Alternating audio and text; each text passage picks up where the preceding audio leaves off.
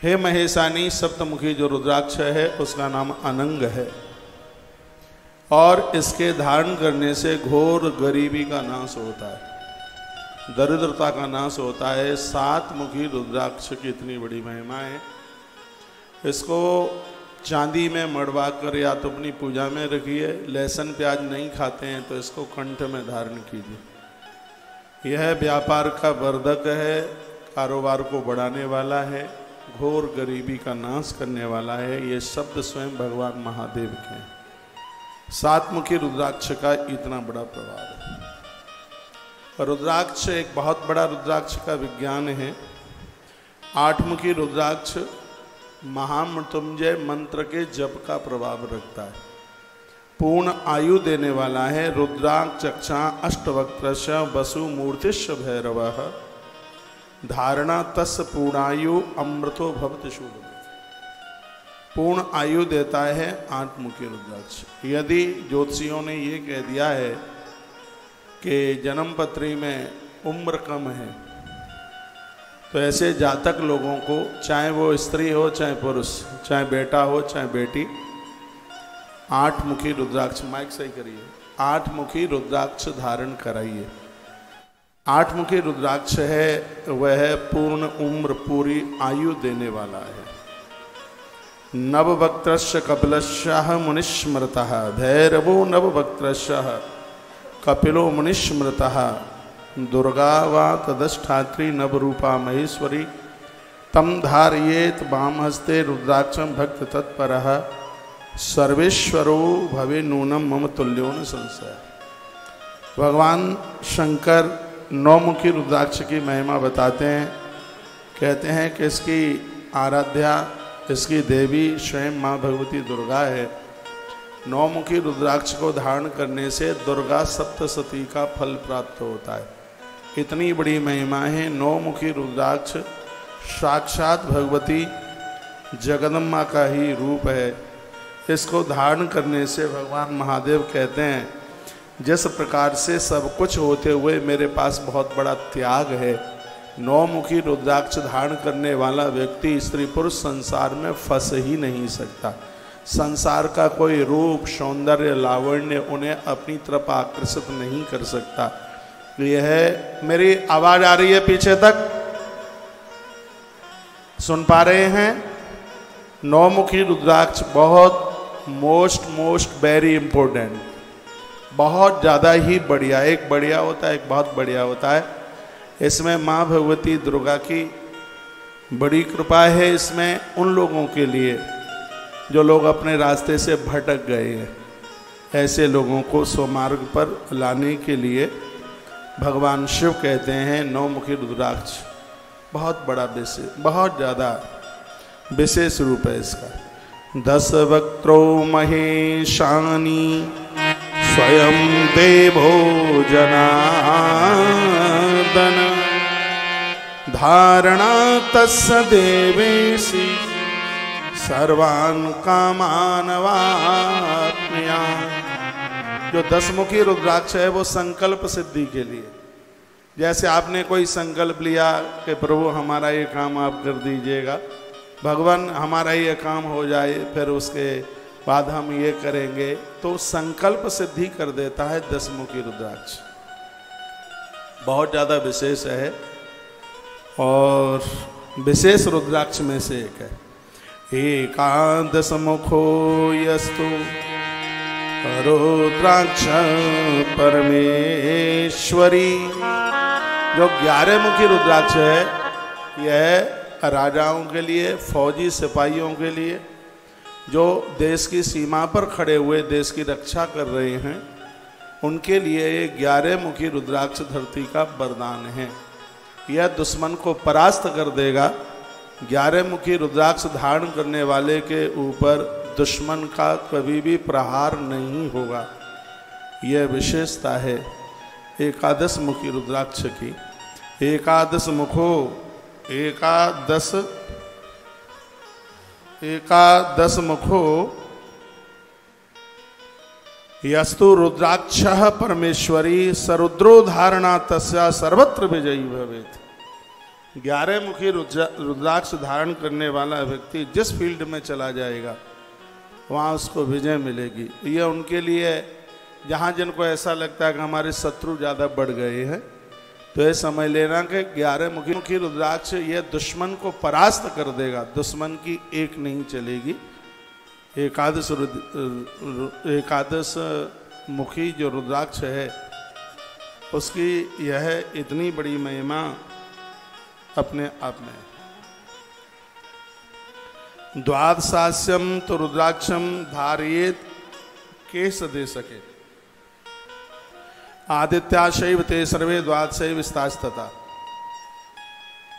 12 मुखी जो रुद्राक्ष है वो सिर में, ना गले में पहना जाता, वो ना बाजुओं में, उसको माला बना करके, आपने बहुत महात्माओं को देखा होगा, वो रुद्राक्ष की माला ऐसे यूं सिर के ऊपर लगा लेते हैं, चोटी में गूंथ लेते हैं। ये केस में ही इसको बांधा जाता है और इसके द्वारा बुद्धि का बहुत विकास होता है, क्योंकि बुद्धि के देवता भगवान सूर्यदेव हैं और 12 मुखी रुद्राक्ष के मालिक भी भगवान भास्कर हैं।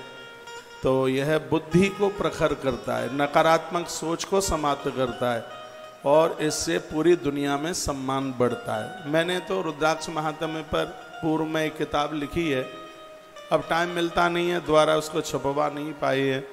तो रुद्राक्ष महात्म्य की किताब मेरे हाथों से खुद लिखी गई थी, समय हो गया है, थोड़ा सा टाइम मिलेगा तो इसको द्वारा से फिर इसका प्रकाशन कराना है। तो 12 मुखी रुद्राक्ष की आदित्याशैव ते सर्वे द्वादश एवं स्तास्ततः, दुश्मन भी आदर करता है, मान करता है। इसको केस में बांधा जाता है, सिर में इसको बांधा जाता है और ये बौद्धिक क्षमता के लिए बहुत विशेष है। इसको धारण करने वाले लोग तो वैज्ञानिक बन जाते हैं, पत्रकार बन जाते हैं, कवि बन जाते हैं। और मैं बहुत बातों में एक बात कह दूं, 12 मुखी रुद्राक्ष धारण करने से वाक सिद्धि हो जाती है, मुंह से जो बोला जाए वह पूरा हो जाता है। इतनी बड़ी आयुर्वेद में एक चीज आती है जिसका नाम है ब्राह्मी। यह ब्राह्मी कभी रवि पुख्य नक्षत्र पड़ा हो, पानी में डूबकर, यहां तक पानी में डूबकर ब्राह्मी पी जाती है, पानी में डूब गई, शरीर के ऊपर गिर गई तो दाग पड़ जाएंगे। तो पानी में बिल्कुल बैठ करके इसको जल में, इस मुहूर्त में उसको ब्राह्मी को पिया जाता है तो उससे कंठ कोकिल हो जाता है, उससे कई आज्ञा चक्र अष्ट चक्रों के ऊपर उसका बहुत असर होता है। ऐसी बहुत औषधियाँ हैं, ऐसी बहुत जड़ी बूटियाँ हैं जो हमारी बुद्धि को बहुत प्रखर कर देती हैं। उसी प्रकार से जो 12 मुखी जो रुद्राक्ष है, इसके धारण करने से वाक सिद्धि हो जाती है। ये प्रखर बुद्धि को देने वाला है। ये सम्मान तो दुनिया में देता ही है, लेकिन यह बुद्धि के लिए बहुत ज़्यादा विशेष है 12 मुखी रुद्राक्ष। तो ये 12 मुखी रुद्राक्ष की महिमा भगवान शिव बताते हैं। फिर कहाँ त्रयोदश मुखो विश्वे देवस्तान धारणा नर सर्वान कामान वाप्नोति सौभाग्यम मंगलम लभे।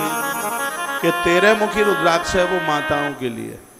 13 मुखी रुद्राक्ष माताएं धारण करती हैं, इससे उसके पति की उम्र लंबी होती है, उनका सुहाग दीर्घायु होता है, उनकी मांग का सिंदूर शाश्वत होता है। जैसे नारी कंठ में मंगल सूत्र पहनती है, उसी प्रकार से पति की लंबी आयु के लिए, उम्र के लिए वह 13 मुखी रुद्राक्ष धारण करती है। सौभाग्यम मंगलम रवि। इसके धारण करने से घर में सौभाग्य बढ़ता है, घर में अमंगल नहीं होता, घर में मंगल ही मंगल होता है। यह है 13 मुखी रुद्राक्ष की इतनी बड़ी महिमा। अब आप तो कहाँ लेने के लिए जाएंगे, आजकल बाजार में सब ऐसे ही है, ना तो असली का पता लगता ना नकली का पता लगता। और भगवत कृपा से कोरोना काल में बहुत सी चीज़ें आपके घर में पहुंचाई हैं।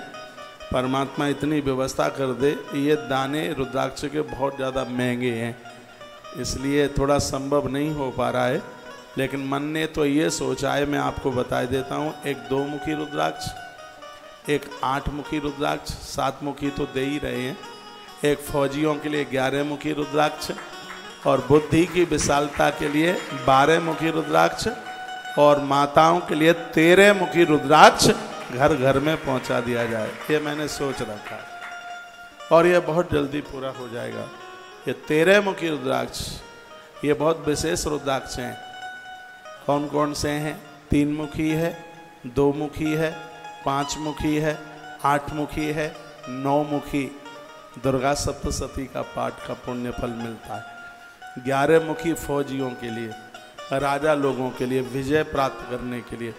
12 मुखी बाक सिद्धि हो जाएगी, बुद्धि का उसका स्तर बढ़ जाएगा। 13 मुखी मात शक्ति के लिए, उसका सुहाग दीर्घायु होगा। ये बहुत विशेष रुद्राक्षों में से रुद्राक्ष। 5 मुखी तो चातुर्मास का पुण्य देता है। तो वैसे तो देखा जाए तो एक एक रुद्राक्ष अपने आप में बड़ा प्रभावशाली है। और ये 13 मुखी की बात मैंने आपसे करी है। अब उसके बाद में 14 मुखो योई रुद्राक्ष परमा शिव धारयेन मूर्धनिम तम भक्त्या सर्व पापम प्रणश्यति। जो 14 मुखी रुद्राक्ष है वो बहुत ज़्यादा महंगा है।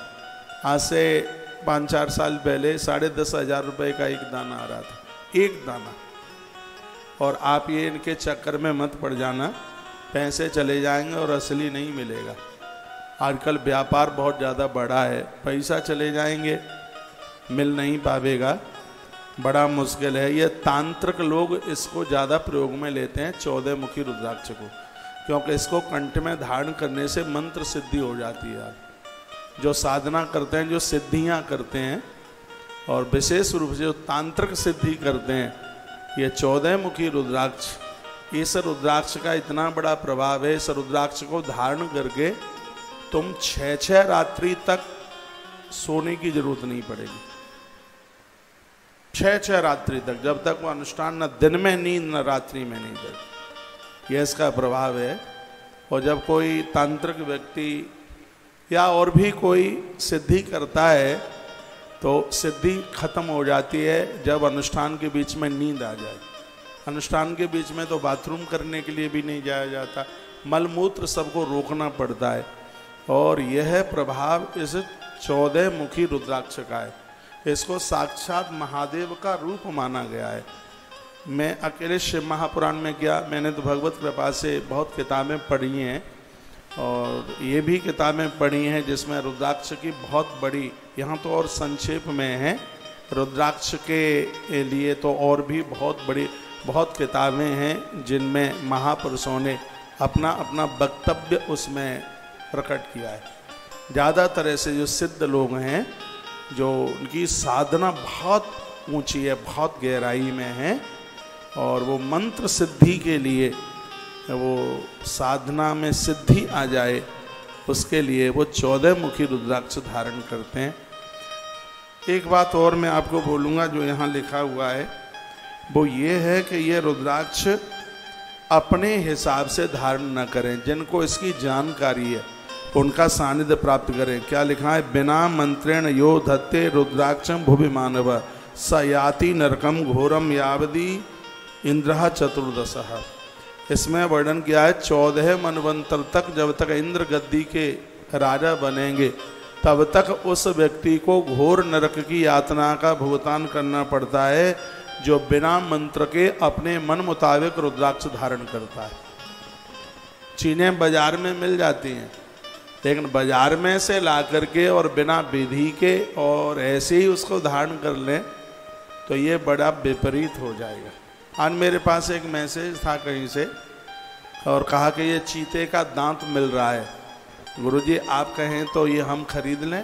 वहाँ कहीं हिमालय कोई भैया दर्शन करने के लिए गए होंगे, तो मैंने उसमें एक मैसेज लिखा कि ये चीज़ें कभी कभी बहुत ज़्यादा अपोजिट हो जाती हैं यदि जानकारी ना हो तो। इसलिए इन सब चीज़ों के चक्कर में न पड़ें, या तो इन चीज़ों की जानकारी हो। यदि इनकी जानकारी नहीं है तो ये बहुत जल्दी ही विपरीत हो जाती हैं। अब देखो इस श्लोक में लिखा है, मैं कहूँगा आपको तुलसी रुद्राक्ष जो धारण करना है अपने गुरुजनों से, मैं खोल भाई, अपने गुरुजनों के सानिध्य में पहुंचकर उन्हें पूछ करके समझ करके तब धारण। आज चौराहे चौराहे पर दुनिया भर के बाबा उन्हें प्रणाम कर दो, सगरे रुद्राक्ष ही दे रहे हैं। बिल्कुल हाँ, जिसको भी मिलोगे वो रुद्राक्ष है। और ज़बरदस्ती से ऐसे रुद्राक्ष कोई आपको दे भी देता है तो यह नहीं है कि गले को घटमल्ला बना लें, जो है बस वही पहन लें, नहीं, बिल्कुल भी नहीं है। इसके मंत्र हैं धारण करने के लिए।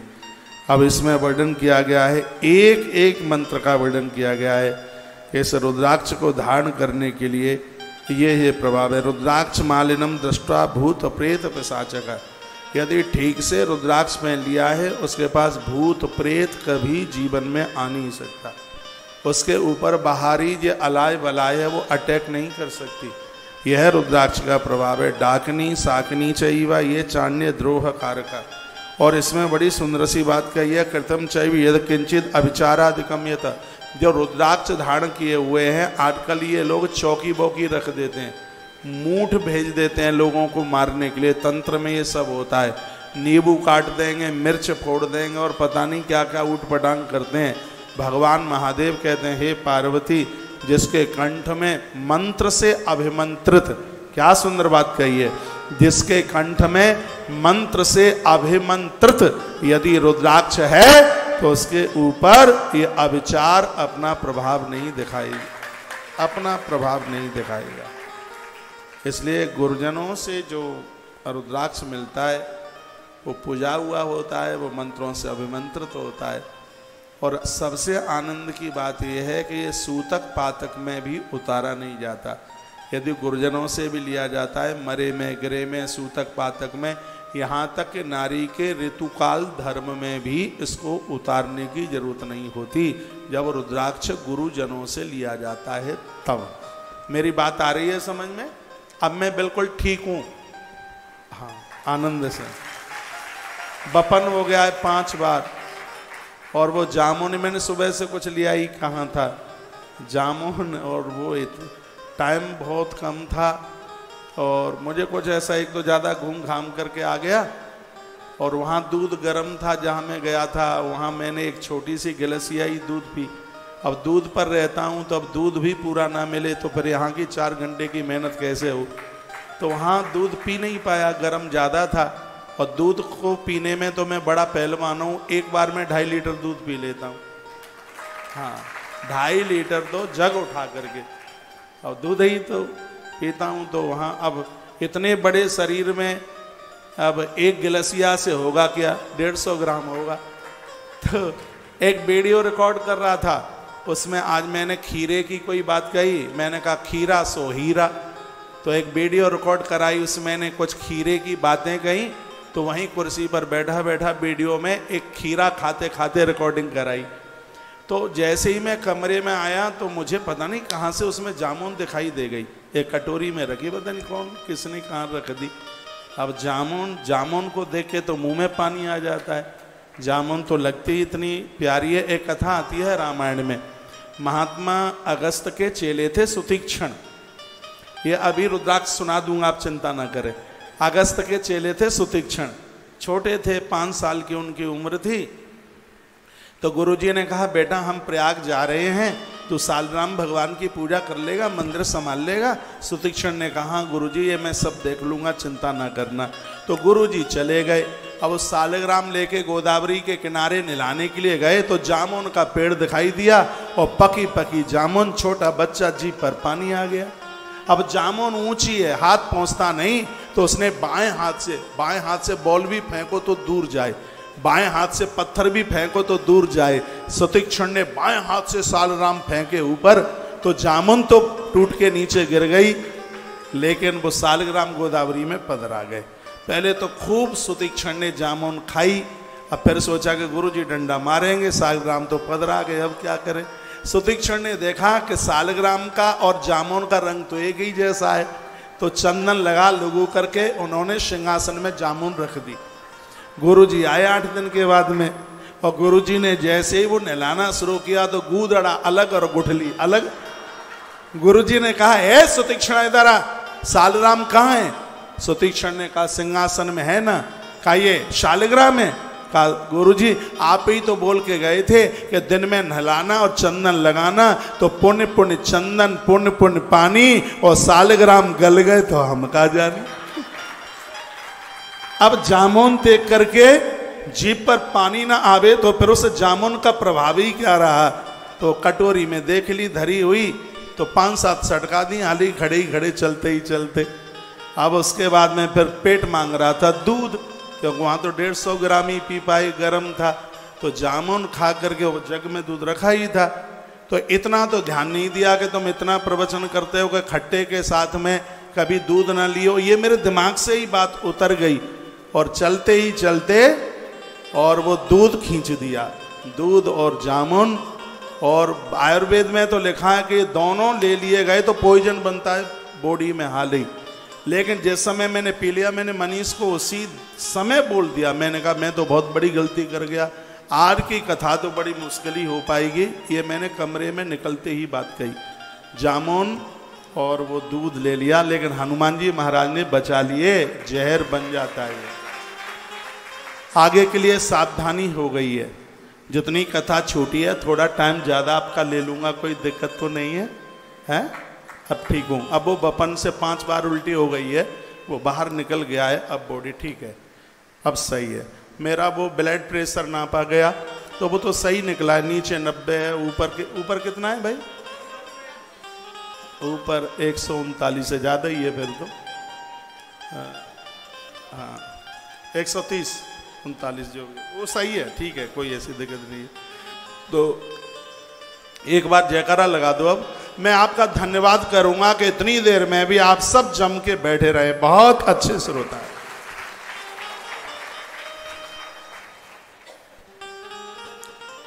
बोलिए शंकर भगवान की जय हो। तो रुद्राक्ष की महिमा आप सुन रहे। रुद्राक्ष मालिनम दृष्टा भूत प्रेत पिशाच जगह। रुद्राक्ष को देख करके भूत प्रेत उनके पास कभी आ नहीं सकते। रुद्राक्ष मालिनम दृष्टा शिवो विष्णु प्रसीदति। यहाँ जितने भी नारायण के भक्त बैठे हैं, श्याम बाबा के बैठे हैं, कन्हैया के बैठे हैं, गणेश जी के बैठे हैं, मैया जी के बैठे हैं, रामदेवरा बाबा के भगत बैठे हैं। इतना सुंदर मंदिर आज हमने देख लिया, आनंद हो गया है। आप कभी जाना दर्शन करने के लिए रामदेवरा बाबा।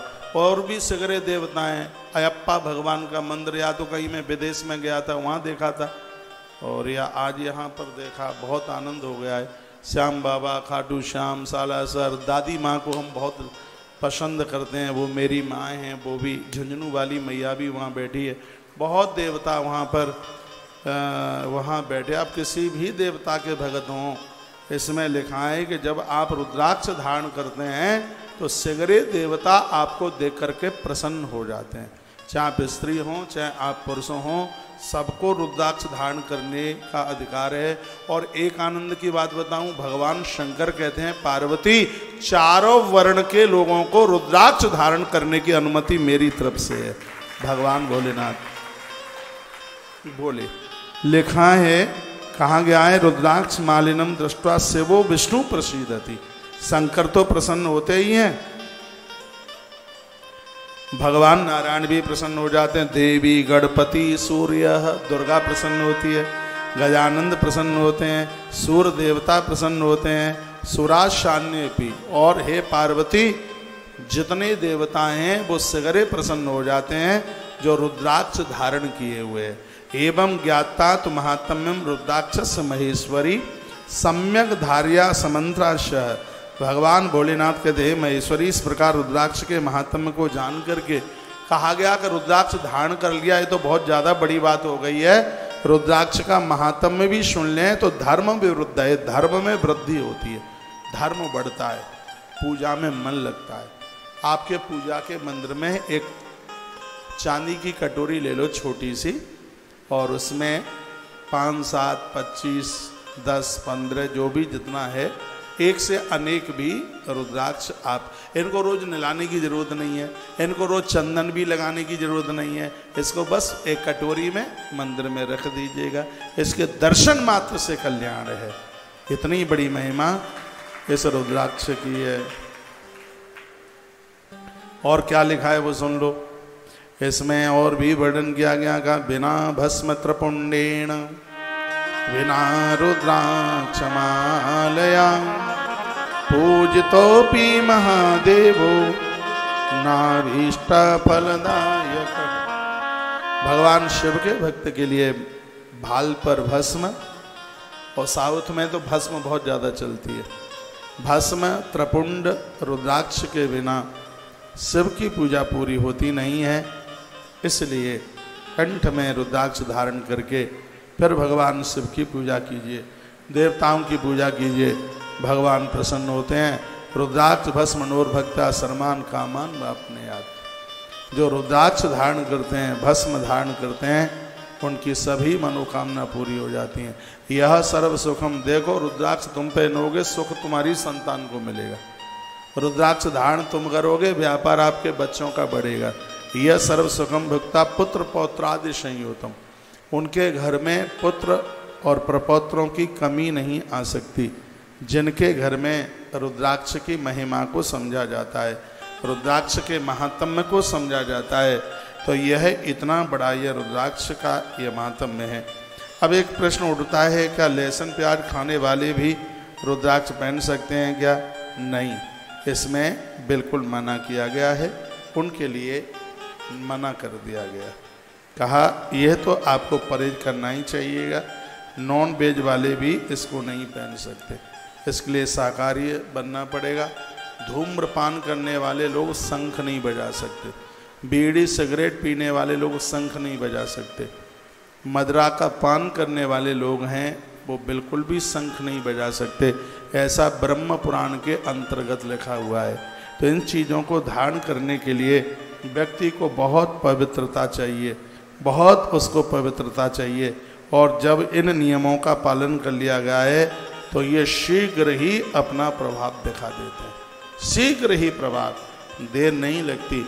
जब जामुन और दूध दोनों मिलकर मिनटों में अपना प्रभाव दिखा सकते हैं, तो शंकर की आंख से निकलने वाला रुद्राक्ष अपना प्रभाव क्यों नहीं दिखाएगा? बताएं, है क्यों नहीं दिखाएगा? वो तत्काल अपना प्रभाव। असुग्यम हृदयम वर्णन किया गया है कि रुद्राक्ष आप पहनते हैं वो हृदय को छूना चाहिए।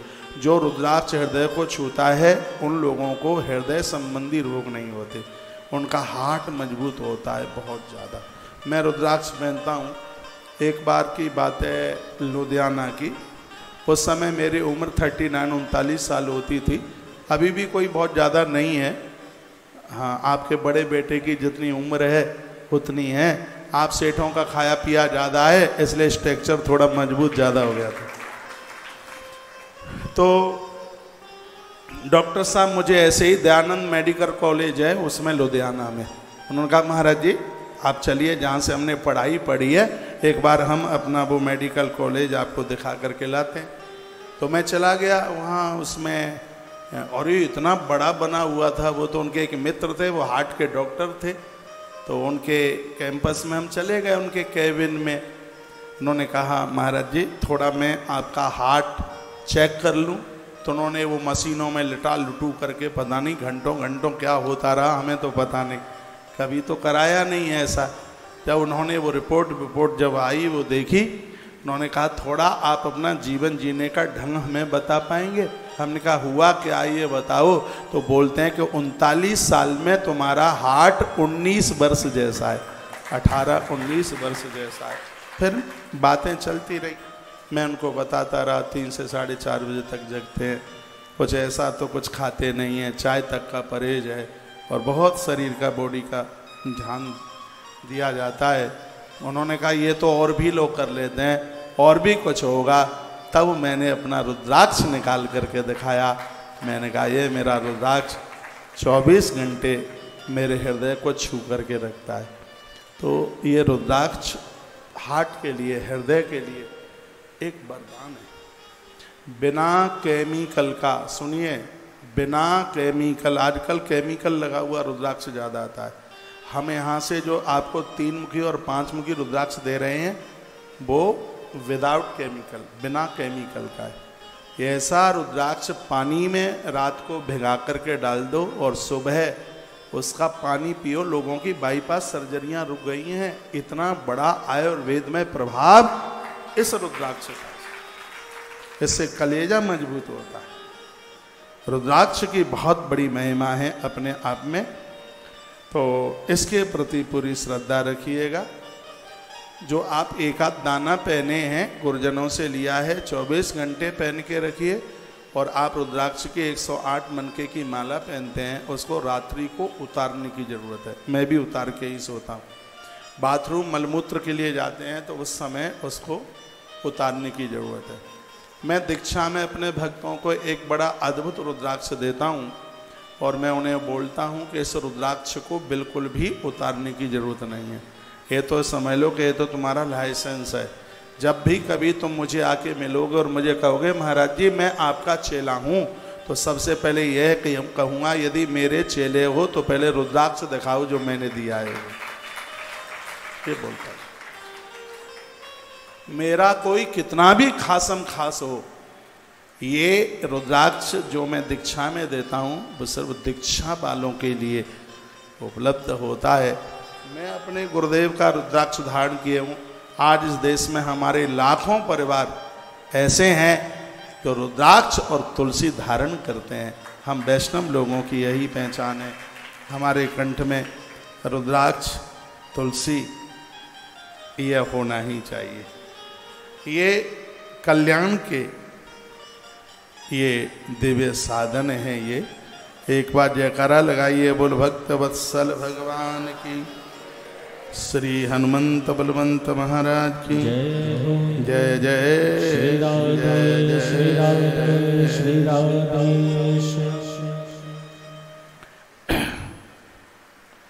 और भी बड़ी अद्भुत बातें हैं। अब इसमें लिंगार्चन की बात कल मैं निवेदन कर रहा था। चारों वेदों में भगवान शंकर की पूजा की बात कही गई है। वेद का नाम द्विजानाम च पूजा वेद मार्गद। उस ब्राह्मण को बहुत बड़ा ब्राह्मण माना गया है जो 3 काम करता है। बहुत बड़ा, सबसे बड़ा, बहुत बड़ा क्या 3 काम करता है।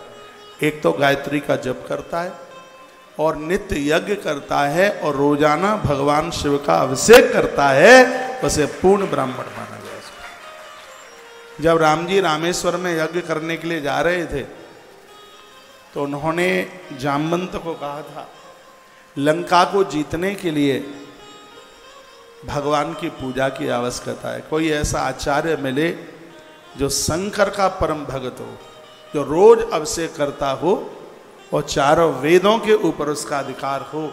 यदि ऐसा आचार्य मिल जाए तो जामवंत हम उस यज्ञ के प्रभाव से लंका को जीत ले। तो ब्रह्मा ही जामवंत बने आगे। तो जामवंत जी ने कहा भगवान ऐसा विद्वान तो है लेकिन वो आपका यज्ञ कराने के लिए आवेगा नहीं। कहा कौन है? कह दिया पुलस्त का नाती है रावण, चारों वेद उसे कंठ हैं और महादेव का भगत है, लेकिन वो आपका दुश्मन है, वो यज्ञ कराने के लिए आवेगा नहीं। राम जी का जज्बा देखिए, उत्साह देखिए, विश्वास देखिए। तो प्रभु श्री राम जी ने कहा एक बार न्योता दे के देख लो कि शायद आ ही जाए। न्योता देने में क्या दिक्कत है? प्रभु श्री राम जी ने अपने हाथों से चिट्ठी लिखी, जामवंत के हाथ में चिट्ठी दी। जामवंत जी उस चिट्ठी को लेकर गए लंका में। रावण को सूचना मिली कि ऐसे ऐसे कोई दूत चल करके आया है। तो रावण ने कहा कि उसको सम्मान के सहित लेकर के आइएगा। और जिस समय जामवंत ने उस सभा में प्रवेश किया, रावण ने खड़े होकर के सम्मान किया, बैठने को जगह दी और कहा दूत बोलिए क्या संदेशा लेकर के तुम आए हो? उन्होंने कहा अयोध्या के राजकुमार प्रभु श्री राम एक दिग्विजय यज्ञ करने के लिए और आपको आचार्य के लिए उन्होंने निमंत्रण दिया है। क्या आप उनका न्योता स्वीकार करेंगे? आधे मिनट के लिए रावण चुप रहा और तत्काल कहता है, यदि रघुवंशी ने यज्ञ के आचार्य पद के लिए मुझे निमंत्रण दिया है तो मैं उस न्योते को जरूर स्वीकार करूंगा, उनका यज्ञ भी कराऊंगा। ये रावण ने एक बात कही, क्या वो है यज्ञ लंका को जीतने के लिए हो रहा है क्या? जामवंत चुप रह गए। कहा बोलिए ना। जामवंत ने कहा झूठ नहीं बोलूंगा, क्योंकि राम का अनुचर हूं, इसलिए राम जी से यही तो सीखा है। वो यज्ञ लंका और लंकापति को जीतने के ही लिए हो रहा है। तो रावण ने कहा यज्ञ भी कराऊंगा और लंका को जीतने का आशीर्वाद भी दूंगा। बात बड़ी कमाल की बात। न्योता स्वीकार कर ले। जामवंत जी तो नाचने लगे। जामवंत जी ने कहा उसके लिए हमें क्या क्या तैयारी करनी है, सामान की सूची दे दीजिएगा। तो रावण ने एक फिर बड़ी अच्छी सुनहरी सुंदर बात कही। रावण ने कहा कि यदि यजमान सामान इकट्ठा करने में असमर्थ है तो ये भी जिम्मेदारी आचार्य की ही बनती है कि पूजा की सभी सामग्री आचार्य ही तैयार करे। हमारा तो यजमान बनवासी है, उसके पास तो सामान कहाँ से आवेगा, इसलिए मैं सामान खुद ही लेकर के यज्ञ का आऊँगा। तो फिर जामवंत जी ने कहा तो फिर हमारे भगवान को क्या करना है? कहा वो नहा धो करके तैयार हो जाएं, सुबह 5:15 बजे का मुहूर्त है, क्योंकि भोर में पूजा पाठ का प्रभाव ज़्यादा होता है। सुबह में मुहूर्त है, तैयार हो जाए। तो जामवंत चले गए, राम जी को सूचना दी, बड़ी वहाँ प्रसन्नता हुई। इधर रावण जानकी माता के पास गया। रावण ने स्वयं अपने मुंह से सूचना दी, कहा देवी ऐसे ऐसे तुम्हारे पति एक दिग्विजय यज्ञ करने के लिए जा रहे हैं और उसमें उन्होंने आचार्य पद के लिए मुझे निमंत्रण भेजा है और मैंने उस न्योता को स्वीकार कर लिया है। गृहस्थी हैं राम, बगल में यज्ञ में बैठने के लिए पत्नी का होना बहुत ज़्यादा जरूरी है, इसलिए तुम्हें लेने के लिए आया हूँ। तुम स्वतंत्र तब तक हो जब तक यज्ञ पूरा होता है, तब तक। जैसे लेके जा रहा हूँ पूर्णाहुति होते ही संग लेकर के आ जाऊँगा। महात्मा कंबन ने अपनी रामायण में लिखा है, माँ जानकी ने खड़े होकर के रावण के चरणों में प्रणाम किया। ये कंबन रामायण मैंने कोरोना काल में आपको सुनाई है, बड़ी अद्भुत है। महात्मा कंब की रामायण है, बड़ी अद्भुत रामायण। तो उसने प्रणाम किया, माता जानकी को रथ में बिठाया और रावण लेकर के चला। रथ वहाँ रोक दिया दूर, मेघनाद संग गया था, रथ दूर रोक दिया गया। रावण आगे बढ़ा, प्रभु के अनुयायियों को पता चल गया। स्वयं प्रभु श्री राम जी सम्मान के लिए आगे बढ़ के आए, आचार्य को अंदर लेकर के गए, बैठने को जगह दी। राम तो स्नान किए हुए बैठे ही थे और रावण को कहा कि मुझे क्या करना है। रघुवंशी राम, हे आचार्य, हे ब्रह्मा के शिष्य, हम आपका बहुत सम्मान करते हैं। तो रावण ने कहा यज्ञ में बैठना है, उसमें पत्नी का होना जरूरी है, पत्नी को बिठाओ संग में। राम जी ने कहा पत्नी तो नहीं है। तो रावण ने कहा कि 3 कारणों में आदमी अकेला यज्ञ कर सकता है, या तो वो अविवाहित हो, उसका विवाह न हुआ हो तो अकेला बैठ के यज्ञ कर सकता है, या पत्नी की मृत्यु हो गई हो पत्नी की, तो यज्ञ अकेला व्यक्ति कर सकता है, या पत्नी अपनी राजी से पति को छोड़ के चली गई हो तो वो यज्ञ में बैठ सकता है। तो बताइए 3 में से कौन सा कारण है? तुम अविवाहित हो, या पत्नी गुजर गई है, या पत्नी तुम्हें छोड़ के चली गई है। राम जी ने कहा 3 में से एक भी नहीं, चौथा कारण तुम हो जो मेरी गृहिणी का हरण करके लेके गए। रावण ने एक बात कही। रावण ने कहा कौन नहीं जानता कि आप क्या हैं, मुझे दोष मत लगाइएगा, तुम्हारी जानकी कभी तुमसे अलग नहीं हो सकती। और सुनिए, यदि आप मुझे कह रहे हैं, एक बात तो यह है कि तुम क्या लीला कर रहे हैं, ये रावण के शब्द थे। रावण तो बहुत बड़ा पंडित था। एक बाह्य वातावरण में रावण ने कहा मैं तुम्हारी गृहिणी को लेकर के आया हूँ, किसी को भेजिए, रथ में बैठी हुई है जानकी। एक जगह कथा ऐसी होती है, ऐसे आती है, रावण तो बहुत बड़ा वेद पाठी था, उसने कहा मुझे दोष लगा रहे हो, तुमने जानकी अपनी पत्नी को अग्निदेव के हवाले कर दिया है। राम जी मुस्कुराए, उसी समय 3 बार तालियां, रावण ने अग्नि मंत्र बोला, अग्निदेव प्रकट हो गए, उन्होंने जानकी को ला करके खड़ा कर दिया। एक कथा ये भी आती, लेकिन यहां मैं कंभन की रामायण से आपको सुना रहा हूं। हनुमंत लाल जी गए, आगे बढ़े, माँ जानकी को लेकर के आए। माता जानकी यज्ञ में बैठी और आनंद की बात यह थी, बहुत संक्षेप में सुना रहा हूं, यज्ञ पूरा हो गया। जब यज्ञ पूरा हो गया तब प्रभु श्री राम जी ने दक्षिणा देने के लिए कहा, दक्षिणा मांग लीजिए। रावण ने कहा आप वनवासी जीवन जी रहे हैं, दक्षिणा क्या है आपके पास? और यज्ञ दक्षिणा के बिना पूरा नहीं होता, तो मेरी दक्षिणा इतनी सी है, मुझे पता है आपके बाण से मेरी मृत्यु होगी। हे देव, यह पुलस्त का नाती पहले तो आपको आशीर्वाद देता है, मैं ब्राह्मण हूं, मैंने यज्ञ कराया है, आशीर्वाद देने का अधिकार है, तुम लंका के ऊपर विजय प्राप्त करोगे, ये मेरा आपके लिए आशीर्वाद। अब बात रही दक्षिणा की। रावण ने एक बात और यहां कही थी। रावण ने कहा था कि आप शिव के पुजारी हैं, आप शंकर के पुजारी हैं, और आप शिव की पूजा के बिना जल भी नहीं पीते। शिव का पुजारी तो मैं भी हूं, इसलिए मैंने लंबा जीवन जिया है, लेकिन हे राम, आप जैसा धार्मिक नहीं कोई हो सकता। मेरे अंदर गलतियां आई हैं, इसलिए मेरा धर्म मुझे छोड़ करके जा रहा है। ये रावण के शब्द थे। रावण ने कहा कि दक्षिणा में आप देना चाहते हो तो बस मेरी मांग इतनी सी है, जिस समय मैं नीचे गिर पड़ूं उस समय एक बार मेरी आंखों के सामने आके मुझे दर्शन दे देना, बस यही।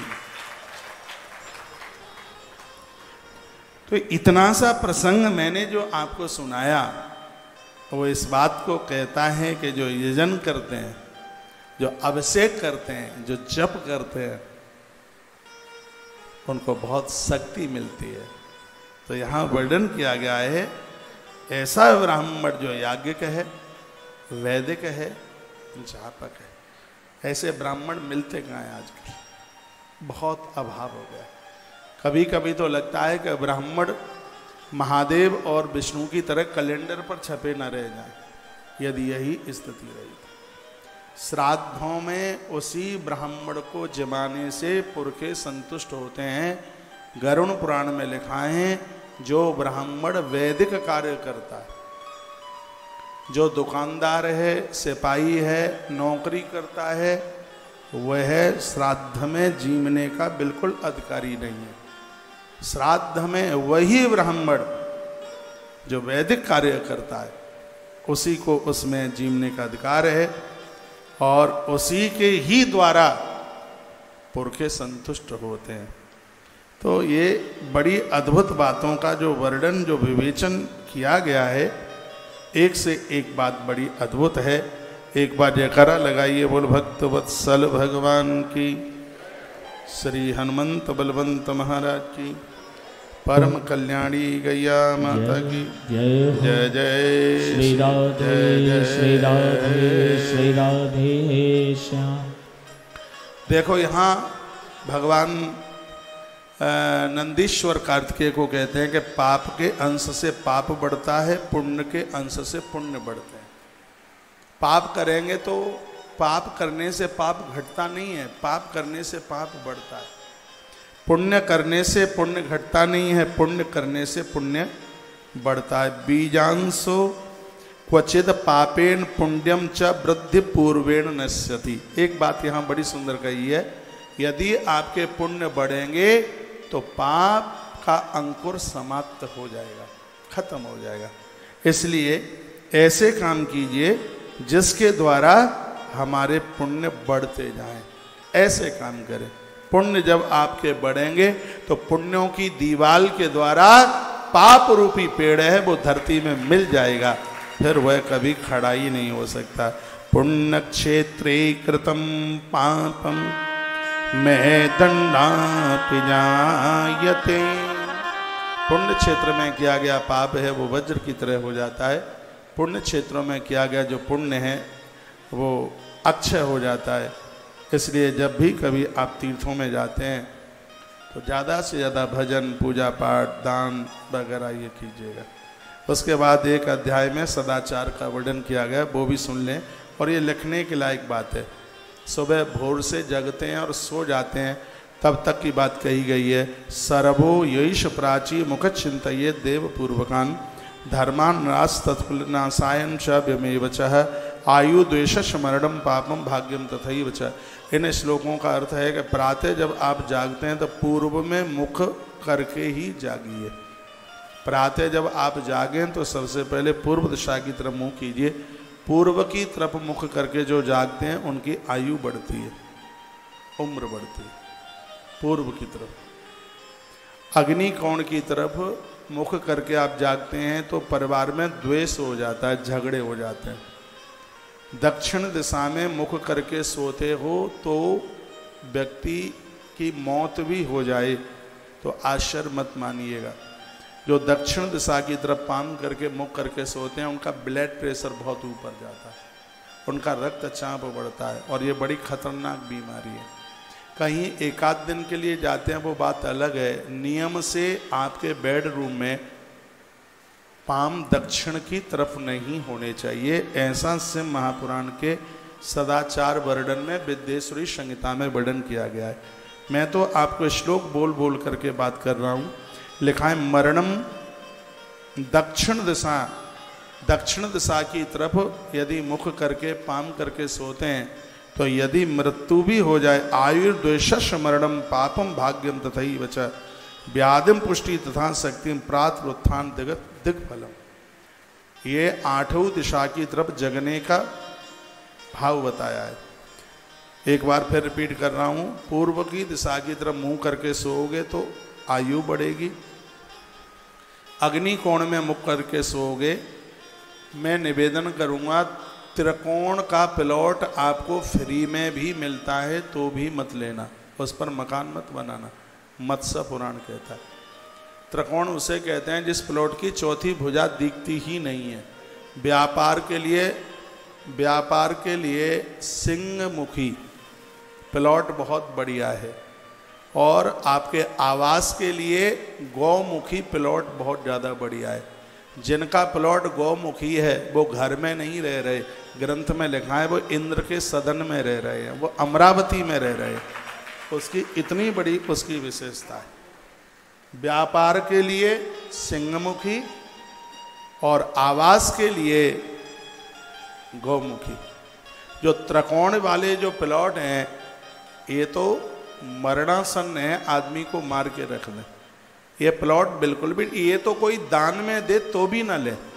ये तीन भुजाओं का जो प्लॉट है त्रिकोणीय है।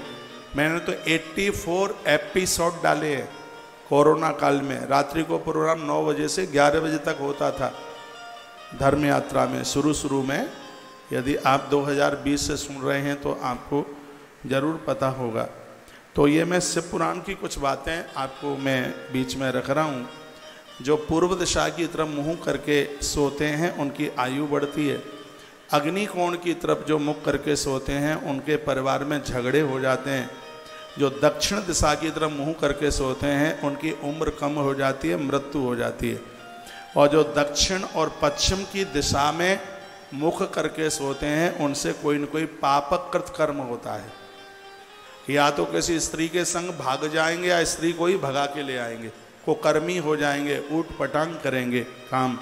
वो ऐसा कुछ पाप कर देंगे कि समाज में मुंह दिखाने के लायक नहीं रहेंगे। भूल करके भी दक्षिण और पश्चिम के कोने में मुख करके ना सोएं, ऐसा शिव महापुराण बोल रही है। इसमें ऐसा वर्णन है, पश्चिम दिशा में मुख करके सोते हो तो भाग्य की उन्नति होती है।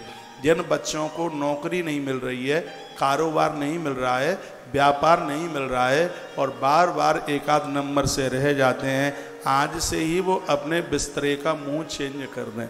आपको मेहनत करने में आपका मन लगेगा, जितने भी विद्यार्थी वर्ग के बच्चे मुझे सुन पा रहे हैं, जो काम धाम ढूंढने के लिए जा रहे हैं, सोते समय उनके पांव पश्चिम में और उनका मस्तिष्क पूर्व में होना चाहिए। प्रातः जब जागते हैं तो उनका मुख पश्चिम दिशा की तरफ हो और उस समय जागें। शिव पुराण में लिखा है कि इससे उत्तम भाग्य की जागृति होती है। तालियां कुछ ज्यादा मरी मराई नहीं बजी हैं।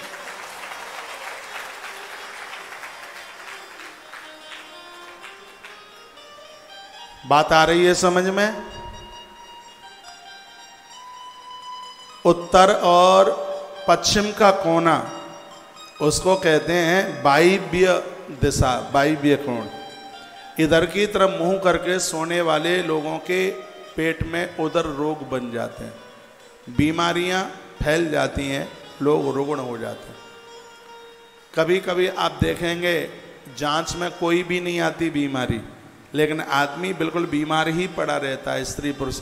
सिगरा पैसा डॉक्टर्स लोगों के पास चला जाता है। तो कभी ये दिशाओं का बड़ा प्रभाव पड़ता है। एक बार ये बात मैं आपको लिखा रहा हूँ, उत्तर और पश्चिम का जो कोना है उसको वायव्य कोण बोलते हैं। इस दिशा में मुख करके कभी भी मत सोना, इससे रोग फैल जाते हैं, बीमारियां फैलती है इससे। जो उत्तर दिशा की तरफ मुंह करके सोते हैं, इससे शरीर बलवान होता है, हड्डियां मजबूत होती हैं, शरीर पुष्ट होता है। दक्षिण की तरफ मस्तिष्क हो और पाम हो उत्तर की तरफ। पूरी दुनिया में व्यक्ति कहीं भी, चाहे हैदराबाद में हो चाहे कलकत्ता में हो, एक बहुत आनंद की बात मैं आपको बता रहा हूं, पूरी दुनिया में व्यक्ति कहीं भी खड़ा हो, लेकिन जब उत्तर की तरफ देखेगा तो गंगा जी उसके सामने ही होगी। पूरे देश में गंगा जी उत्तर में ही होती है। चाहे आप साउथ में रहें, चाहे आप ईस्ट में रहें, वेस्ट में रहें, नॉर्थ में रहें, कहीं भी आप रहें, लेकिन जब आप उत्तर की दिशा की तरफ मुंह करके खड़े होंगे तो गंगा जी उत्तर में ही होगी। तो जो उत्तर की तरफ मुंह करके सोते हैं, जिनकी टांगें उत्तर की तरफ होती हैं, भजन में उत्तर की दिशा, भोजन में भी उत्तर की दिशा, पूजा में भी उत्तर की दिशा, हर कार्य में उत्तर की दिशा को बड़ा अच्छा माना गया है, बड़ा बढ़िया माना गया है। विद्यार्थियों के लिए पढ़ने के लिए भी उत्तर की दिशा को बड़ा अच्छा माना गया है। तो यहाँ भी वर्णन किया गया कि उत्तर की दिशा की तरफ यदि मुख करके सोओगे तो इससे आपको पुष्टि यानी तंदुरुस्ती, उत्साह, कार्य करने में प्रसन्नता। एक सीधी सी बात मैं कह दूं मैं आपको कि व्यक्ति को कोमा में कभी जाने की जरूरत नहीं पड़ेगी, माथे में कोई उसको टेंशन नहीं होगा, ये समझ लीजिएगा। वो चिंताओं से मुक्त हो जाएगा, तनाव मुक्त। और एक देसी भाषा बोल दूं, वो तनाव मुक्त हो जाएगा। उत्तर दिशा का इतना बड़ा प्रभाव है। ईशान दिशा की तरफ मुख करके सोने से शक्ति बढ़ती है, ताकत बढ़ती है। ईशान कहते हैं उत्तर और पूर्व का कोना। यह दिशा मंदिर बनाने के लिए बहुत अच्छी है। कभी आप मंदिर बनाते हैं, मंदिर अच्छी जगह पर बनाइए। और जब आप मकान बनाते हैं तो मंदिर की ईंट सबसे पहले रखें आप। जिसके घर में मंदिर, तो उसका मकान कभी रुकता थोड़े ही है। मंदिर ऐसी जगह ना बनाए जहाँ जूते और चप्पल उतारे जाते हैं। मंदिर वहाँ बनाया जाए, आपके घर में जब कोई प्रवेश करे तो उसकी निगाहें मंदिर के ऊपर पड़ जाएं। जहाँ मंदिर बनाते हैं वहाँ खिड़की जरूर हो, सूर्य भगवान की किरणें अंदर तक आनी चाहिए। मैं एक दो बात कह के आगे चल रहा हूँ। भोर में ऐसा आज कथा में से नियम लेके जाना कि ब्रह्म मुहूर्त में 5 बजे से पहले आपके घर का मुख्य दरवाज़ा खुल जाए, क्योंकि सुबह एक देवी और एक देवता सबके घर में भ्रमण करने के लिए आते हैं। देवता में है भगवान विष्णु और देवी में है माता सरस्वती। माता सरस्वती आएगी तो आपके घर में विचारों की कमी नहीं रहेगी, और भगवान विष्णु आएंगे तो आपके घर में संपदा की कमी नहीं रहेगी। संपत्ति और सन्मति, ये दोनों चीज़ें देने के लिए माँ भगवती सरस्वती और भगवान विष्णु, इन दोनों का सुबह का भ्रमण करने का समय है, तो आपके कपाट खुल जाए। मकान इस प्रकार से बनाया जाए जिसमें सूर्य भगवान की किरणें आवें। मैंने अग्नि पुराण में पढ़ा है कि घर में जब कोई ऋतुमती, ऋतुकाल में नारी जहाँ 5-4 दिन पूजा के लायक नहीं होती, जब वो कहीं देवी देवताओं के सामने से निकल जाती है या तुलसी के सामने से निकल जाती है या रसोई के सामने से निकल जाती है, तो उस जगह की अपवित्रता उसी समय समाप्त हो जाती है जब सूर्य भगवान की किरणें घर में आकर के पड़ जाती है। सूर्य भगवान की किरणों का इतना बड़ा प्रभाव है। आजकल तो फ्लैट वाला मामला है, आप फ्लैट भी खरीदते हैं तो उसमें भी ये देखिए कि सूर्य की रोशनी आनी चाहिए। तुलसी तपोवन मठ श्रीधाम वृंदावन में 1000 कमरे का एक बहुत बड़ा आश्रम बनाया जा रहा है। इसलिए मैं इन सेठों के घर में रुकता हूँ तो उनके बाथरूमों की टोंटी देखता रहता हूँ, उनका फर्श देखता हूँ या उनकी फ्लोरिंग देखता हूँ, और मुझे ज़्यादा अच्छा लगता है तो मैं उसकी एक आध फ़ोटो भी ले लेता हूँ। पुरुषोत्तम भैया, मैंने आपके एक आध गेट की फ़ोटो लिखवा ली है, अच्छा लगा, इन्होंने बड़ा अच्छा बनाया है। और मैंने अपने इंजीनियर लोगों को, मैं उनको बोलता हूँ कि देख ये गेट कितना बढ़िया है, इसकी मोटाई देख। इंजीनियर लोगों को, भैया इनको ये देखिए ना, जीवन में कोई काम करो, उत्साह के साथ कर रहे हो तो एक बार आदमी आके खड़ा हो तो ये तो कह ही दे क्या कमाल का बनाया है। तो मेहनत करने का भी आनंद होता है। इतना बड़ा आश्रम बनाया जा रहा है, बहुत लंबी चौड़ी जगह में वो बनाया जा रहा है। वो स्थान इतना पावन होता है जिसके आंगन में खड़े होकर के आकाश दिखाई दे जाए। इतना खुला कुछ छोड़िए, ये आश्रम बन रहा है, जाके बीच में खड़े होकर के अंबर आकाश दिखाई देता है। तो वहाँ से सूर्य की किरणें नीचे उतर के आए। ये स्वास्थ्य के लिए भी और वास्तु के लिए भी इसको बहुत अच्छा माना गया। आजकल तो लोग फ्लैट में रहते हैं, नहीं तो ये बताया गया है कि जो प्लॉट का केंद्र है, बिल्कुल बीचा बीच की जगह है, उसके ऊपर कोई ईंट पत्थर नहीं आना चाहिए, उसको खाली छोड़ दिया जाए। वो स्थान माँ तुलसी के लिए होता है, और जिस घर में तुलसी होती है ना उस घर में वास्तु दोष रहता, ना उस घर में पितृ दोष रहता। आज तो सब कुछ महंगा हो गया, उतनी व्यवस्था बनती नहीं है। राजस्थान के भाई बहन और भी प्रदेशों के लोग बैठे हैं, आपने देखा होगा पुराने समय में हवेलियां बनती थी तो बीच का आंगन खाली छोड़ देते थे, तो उसमें एक ट्रैक्टर एक जाल डाल दे देते थे ऊपर में, कहते थे कि आंगन, और आंगन में यूं मुड़गारी बना दी जाती थी। मुड़गारी जान रहे हैं, मेरी भाषा आप समझ रहे हैं।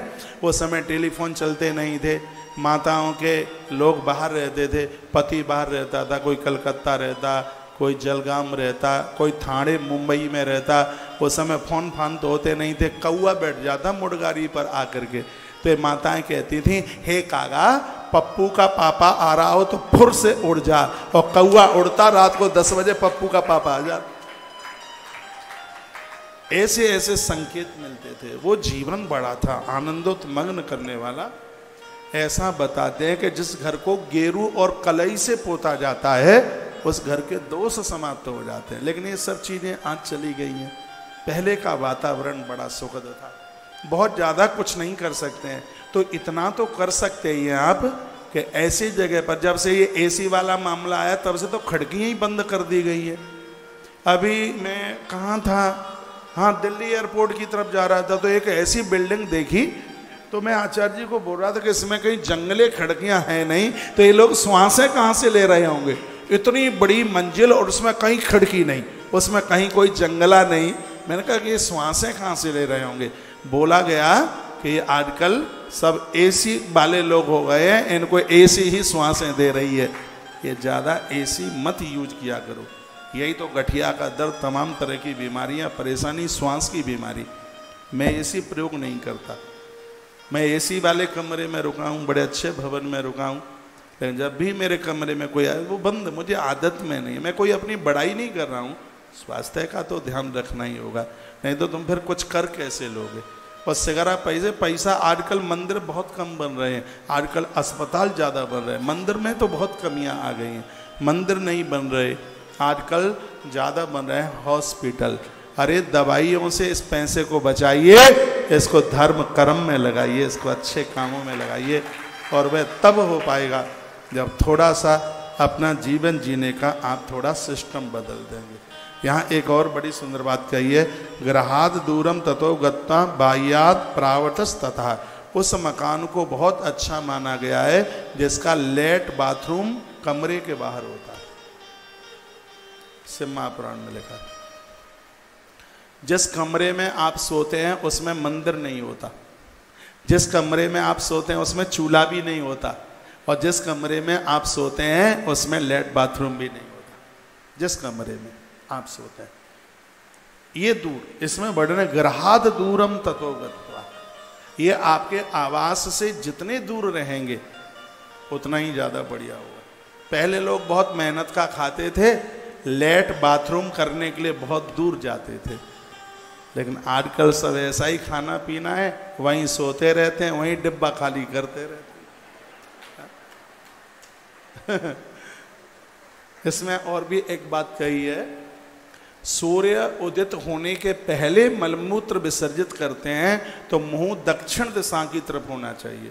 पेट में कभी गैस नहीं बनेगी, पेट कभी फूलेगा नहीं, पेट संबंधी बीमारियां नहीं होंगी। महात्माओं के लेट बाथरूम की जो लेट टॉयलेट की जो सीट है उसका मुंह दक्षिण की तरफ होता है, क्योंकि वो सूर्य उदय से पहले ही नहाते धोते हैं, जागते हैं। जो ग्रह जो सूर्य उदित के बाद में मल विसर्जित करते हैं, उनकी टॉयलेट का सीट का मुख है वह उत्तर की तरफ होना चाहिए। ऐसा वास्तु भी बोलता है, इससे पुराण भी बोल रहा है ऐसा। तो आप घर गृहस्थियों के लैट्रिन बाथरूम में ज़्यादा तरह से सीट है वो उत्तर की तरफ ही मुंह करके बैठी है, क्योंकि आप जल्दी से तो जागते नहीं हैं। जल्दी से जागिए, भोर में जागिए जल्दी। एक बात और कहूँगा, जो रात्रि को जो तुमने जो कपड़े पहने कफन से भी ज़्यादा अपवित्र होते हैं। जो रात को तुम कपड़े जिन पहन को सोए, 9 नालों में से बेकार निकलते हैं, टपकते हैं, तो ये बहुत अपवित्र होते हैं। जो रात्रि को जो कपड़े आप पहन करके सोए हैं, इन कपड़ों को पहनकर ना तो आप तुलसी तोड़ सकते, इन कपड़ों को पहन करके ना आप फूल तोड़ सकते, इन कपड़ों को पहन करके ना आप रसोई में जा सकते, इन कपड़ों को पहन करके ना आप भगवान के मंदिर में जा सकते। यह जरूरी नहीं है कि वस्त्र नया हो, लेकिन ये जरूरी है कि वस्त्र धुला हुआ होना चाहिए। आजकल माताएं वो रात्रि को एक कपड़ा ऐसा होता है लंबा झंगा झोला टाइप का, क्या बोलते हैं आप ही जाने, और उसी को पहन करके वो सुबह रसोई में उसी को घुस जाएंगी, उसी को पहन करके मुंह में पेस्ट लगा हुआ है और चाय बना के रख देती हैं। उधर पति कहता है कि थोड़ा अदरक ज़्यादा सा डाल देना, तो वहीं से चुप रह, तो कुछ मटेरियल वो चाय में ही टपक जाता है। मैंने देखा है, ये तो सुनी सुनाई बात नहीं है। मुंह में बुरुस लगाए, पति ने कुछ कहा तो मटेरियल टपक करके उसमें गिर गया है, और मेरे सामने उसने उसको छान करके पति को दे दी। मैंने कहा घरवाली का मटेरियल पड़ा है इसमें, तो कहता है गुलाब जामुन की चाशनी है वो तो। शुद्धता का, पवित्रता का ध्यान रखिएगा। भगवान भोग लगाते हैं आपकी रसोई का, कब? रसोई पवित्र होनी चाहिए। आपको लहसुन प्याज खाने की आदत है, प्लीज दोपहर के समय में रसोई में लहसुन प्याज का प्रयोग मत कीजिए। आप सुबह भोग नहीं लगाते भगवान का, कोई दोष नहीं है। शाम को नहीं लगाते हो, कोई दोष नहीं है। सुबह का भोग लगा लो, थोड़ा सा बूरा खोपरे के बोरादे में मिला लो, इसको बहुत बढ़िया माना गया है। भगवान की पूजा में ये लक्ष्मी वर्धक है। इससे हवन में आहुति डाली जाए तो इससे संपदा बढ़ती है, इससे लक्ष्मी बढ़ती है, इससे पैसा बढ़ता है। उसमें थोड़ा बूरा मिला करके उसका भोग लगा दो, मिश्री का भोग लगा दो, ड्राई फ्रूट का भोग लगा दो, रात्रि को 1 गिलास दूध का भोग लगा दो, लेकिन दोपहर में एक बार तो ठाकुर जी का भोग आपकी रसोई का लगना ही चाहिए। राम जी ने कहा था कि गुरुजी हम कहाँ रहें, महर्षि वाल्मीकि जी को कहा कि हम कहाँ रहें, तो गुरुजी ने क्या जवाब दिया कि आप कहाँ रहें? 14 स्थान बताए, उसमें से एक स्थान यह भी बताया था कि तुम, एक बात मैं निवेदन करूंगा, आज मुझे जिनके घर में शाम को जाना था, मेरी प्रार्थना है आज की जगह कल चले जाएंगे, ठीक है? जिनके घर आचार्य जी ने हाँ कर रखा है, आपने कोई तैयारी ना करी हो, हमें बुलाने के लिए कोई तैयारी की जरूरत नहीं होती है।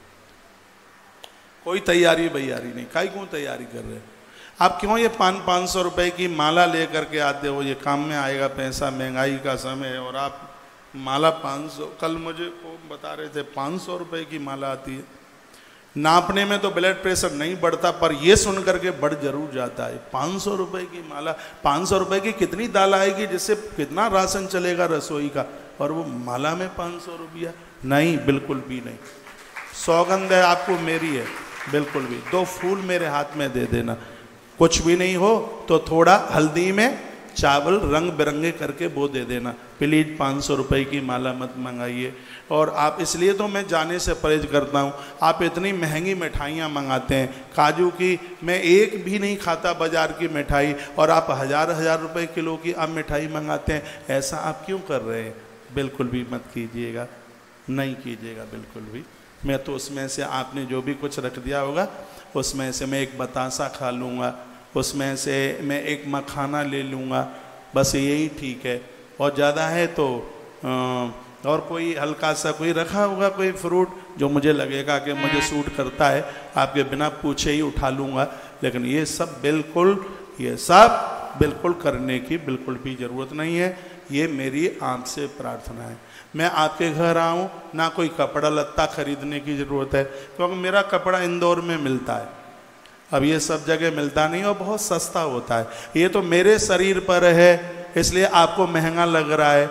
ये तो इतना सस्ता है, कितना सस्ता आप तो कभी पहनेंगे भी नहीं, और मैं रेट बताऊं तो आप विश्वास नहीं करेंगे। ये मेरे शरीर पर है, इसलिए ये आपको महंगा लग रहा है, और आप लेके आएंगे वो कहीं पड़ा रहेगा। कोई चीज़ यूज में भी तो होनी चाहिए, प्रयोग में भी तो होनी चाहिए। मैं आपको निवेदन करूंगा, मेरी प्रार्थना है, आप मेरे ऊपर बिल्कुल भी 1 रुपया भी खर्च ना करें। जो आप यहाँ खर्च करते हो उसको दान पुण्य में अच्छी जगह पर खर्च कर लो। ना हमें आप सोना दो, क्यों दे रहे हैं हमें आप सोना? सोना दो अपनी बेटी को, सोना दो अपने दामाद को। मुझे नहीं लगता कि मेरे पास में ज़्यादा सोना, ये तो रुद्राक्ष में थोड़ा गोल्ड, ये ज़्यादा माथे के विचारों को ज़्यादा बढ़िया रखता है।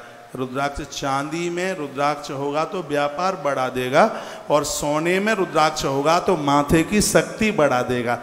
इसलिए बस इतना सा ही है मेरे पास। और ज़्यादा ये अंगूठा ये आप दे देंगे तो कथा में मन तो लगेगा नहीं। सुनिए, कथा में तो मन लगेगा नहीं, यही लगेगा कि 20 तोले सोना कुठरिया में धरा था, कोई ताला तोड़ के ना ले गया हो, तो कथा में मन कहाँ लगेगा? तो ऐसी आफत में हमें क्यों डाल रहे हैं? बनावटी बात नहीं है ये, मैं हृदय से बोल रहा हूँ। सोना बोना जो भी कोई देना हो, बेटियों को दो, अपने दामाद को दो, अपनों को दो। ये बिल्कुल हमें बिल्कुल देने की ज़रूरत नहीं है।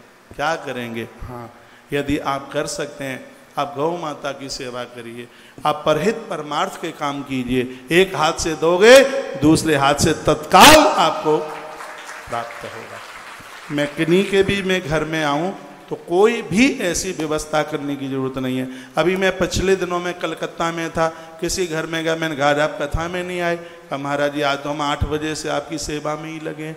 अरे क्या हम इतने बड़े हाथी हो गए हैं कि हमारे लिए महाराज कुंटल का कुंटल आहार चाहिए है? इतनी व्यवस्था हमारे लिए नहीं, बिल्कुल भी नहीं। हम तो साधारण से, आपको अपने दामाद को बुलाने के लिए कुछ व्यवस्था करनी पड़ेगी, आपको समधी को बुलाने के लिए कुछ व्यवस्था करनी पड़ेगी। हमें बुलाने के लिए आपको कुछ भी करने की आवश्यकता नहीं है। तो जिनके यहाँ मुझे आज जाना था, थोड़ा कथा छोड़ने में मुझे देरी हो जाएगी क्योंकि कथा बीच में थोड़ी डिस्टर्ब हो गई है। तो मैं आचार्य जी कहीं जाना था तो उनको प्रार्थना करे लेते हैं, कल आ जाएंगे, ठीक है? राधे राधे। 2 पंक्तियां भगवान शिव को समर्पित कर दें। बेलपत्र महात्म्य सुनाने जा रहा हूं, तो आइए मानसिक भाव से बेलपत्री चढ़ा दें।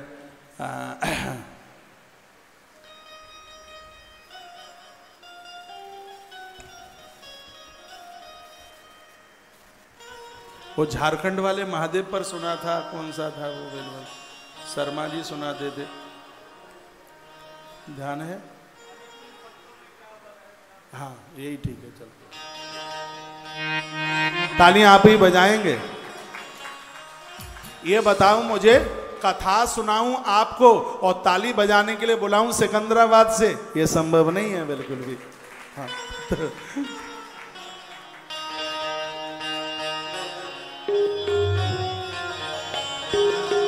हरि तीन पत्ती में क्या बल है जिसमें भोला मगन है। हरि तीन पत्तों में क्या बल है जिसमें भोला मगन है। भोला मगन है, भोला मगन है, भोला मगन है, शंभू मगन है। हरि तीन पत्तों में क्या बल है जिसमें भोला मगन है। हरि तीन पत्तों में क्या बल है जिसमें भोला मगन है।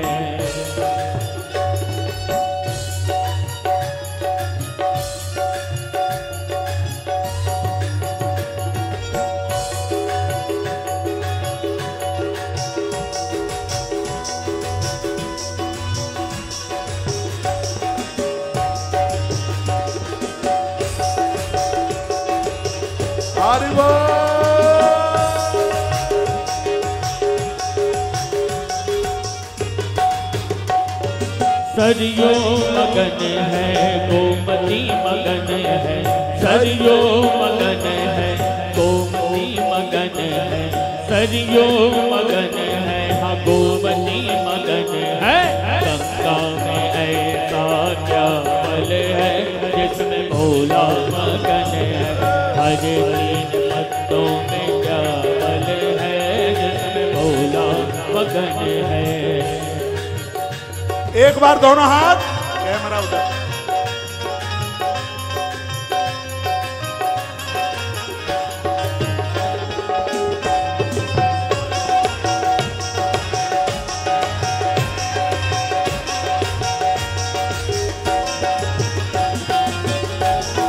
क्या हो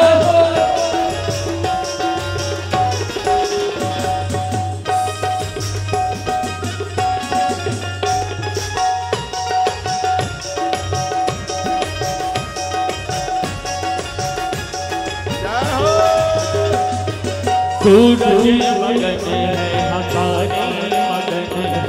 सूरज मगन है, हकारी मगन है।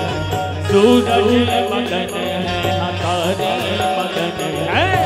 चंदा में ऐसा क्या बल है जिसमें भोला मगन है। हर तीन पत्तों में क्या बल है जिसमें भोला मगन है। हर तीन पत्तों में क्या बल है जिसमें भोला मगन है।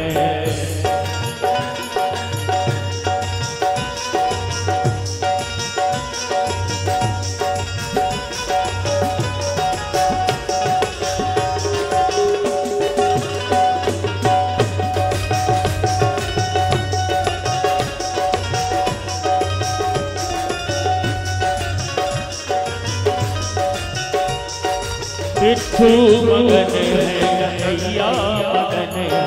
भिक्षु मगन है, गतैया मगन है।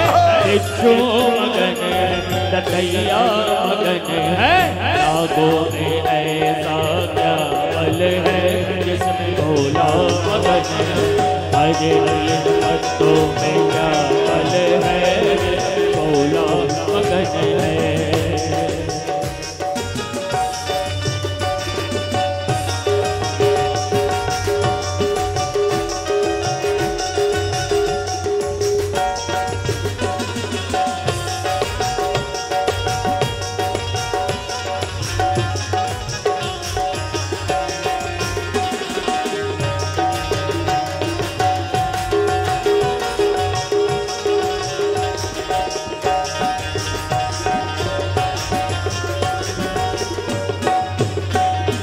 तबला मगन है, ढोलक मगन है।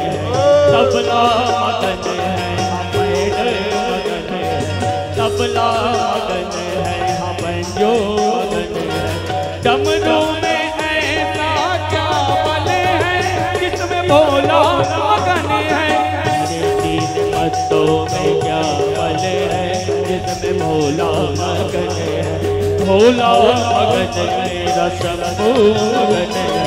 भोला मगन है, शंभू मगन है। हर तीन पत्तों में क्या बल है जिसमें भोला मगन है। हर तीन पत्तों में क्या बल है जिसमें भोला मगन है।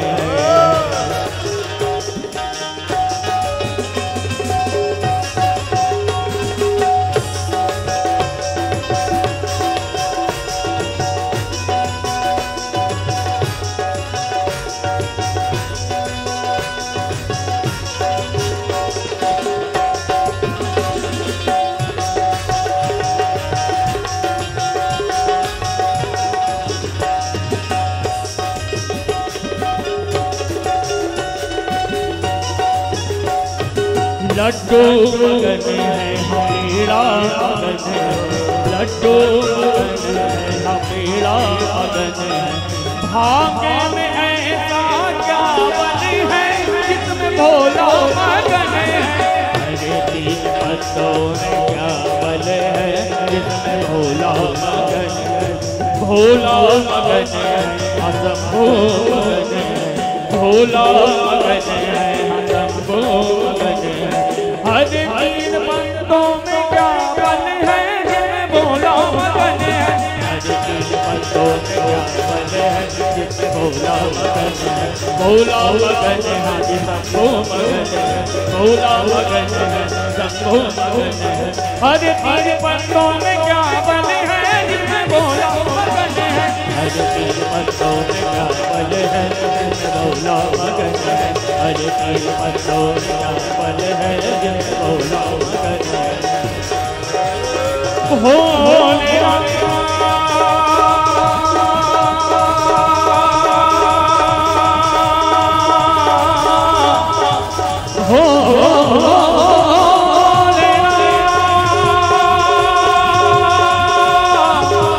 भोले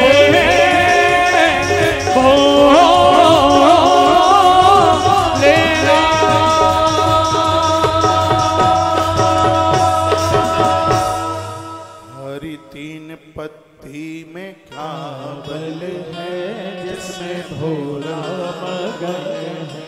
हरि तीन पत्तों में क्या बल है जिसमें भोला मगन है। भोला हम भी मगन हैं तुम भी मगन है, हम भी मगन है तुम भी मगन है। हम भी मगन मगन है तुम भी मगन है, हम भी मगन है तुम भी मगन है। बैठा हुआ सर पर सर मगन इसमें भोला मगन है। हरि तीन पत्ती में क्या बल है इसमें भोला मगन है। हरे तीन पत्तों में क्या बल है इसमें भोला मगन है। बोलिए शंकर भगवान की जय हो। सूत शौनक ऋषियों को कहते हैं जिनके घर से कभी कोई भूखा नहीं जाता, प्यासा नहीं जाता, ऐसे परिवार को 1000 चांद्रायण व्रत करने का पुण्य प्राप्त होता है। चांद्रायण व्रत सबसे बड़ा व्रत है। धर्म 2 प्रकार से कमाया जाता है, एक देह से और एक धन से। शरीर मजबूत है, स्वस्थ है तो शरीर से माता पिता की सेवा करें, धन धर्म में लगाएं। आप लिख रहे हैं तो लिखा है जो प्यासे को पानी पिलाते हैं, जलम चैव सदा देह अन्नम क्षुद व्याधि शांतय। जो लोगों को पानी पिलाते हैं, दरवाजे से कभी किसी को भूखा नहीं जाने देते, भगवान शिव कहते हैं पार्वती उनके जीवन में कभी व्याधियां नहीं आती, उनका जीवन कभी अशांत नहीं रहता। बाहर का कोई व्यक्ति आपके आंगन में आकर के भोजन करे तो प्रसन्न हो जाइए और ये सोचिए आज स्वयं भगवान ही हमारे आंगन में बैठ करके भोजन कर रहा है। ये श्लोक बड़ा प्यारा है। जलम चैव सदा देह अन्नम क्षुद व्याधि शांत है। वहाँ व्याधियाँ नहीं रहेंगी, वहाँ अशांति नहीं रहेगी, जिनके घर का जल और अन्न दूसरों के काम में आता रहे। बहुत लोगों का ब्लड प्रेशर ऊपर चला जाता है, 4 मेहमान घर में आ जाए तो कौन सी आफत आ गई। आवे अतिथि द्वार पर करो सकल सम्मान। जगदीश बाबू 2 दिन से एब्सेंट जा रहे हैं आप, कल भी नहीं थे नहीं, कल भी नहीं थे। थे कल? कल बैठे आप? आपके लिए बोल रहा हूं, ये थे कल? नहीं थे, वो बता रहे नहीं थे। ये दीदी को निकल जाने दो। एक बात और लिखने के लायक है, सुनो। लिखा है यावद, कमाल का श्लोक है, यावद कालम यदन्नम वै भुक्ता श्रवण मेदते। कोई ब्राह्मण साधु आपके घर आया, पुरुषोत्तम भैया आपके मतलब की बात है, क्योंकि बहुत ब्राह्मण तुम्हारे घर में भोजन कर रहे हैं। इसमें लिखा है यावद कालम यदन्नम वै भुक्ता श्रवण मेदते। तुम्हारे घर का अन्न और जल जब तक उस भजनानंदी के पेट में रहेगा तब तक वो जप करेगा, पूजा करेगा, उसका पुण्य आपके खाते में जाएगा। ये भगवान शिव के शब्द हैं। यावत कालम यद अन्नम वै भुक्ता श्रवण मेदते। वो कहीं कथा भी सुनेगा, जप करेगा, तीर्थ यात्रा करेगा, जब तक उस अन्न का असर रहेगा, जब तक अन्न का कण पेट में रहेगा, तब तक पानी उदर में रहेगा, तब तक उसका किया गया सदकर्म उस अन्नदाता के खाते में जाएगा। इसलिए घर से कभी किसी को भूखा मत जाने देना।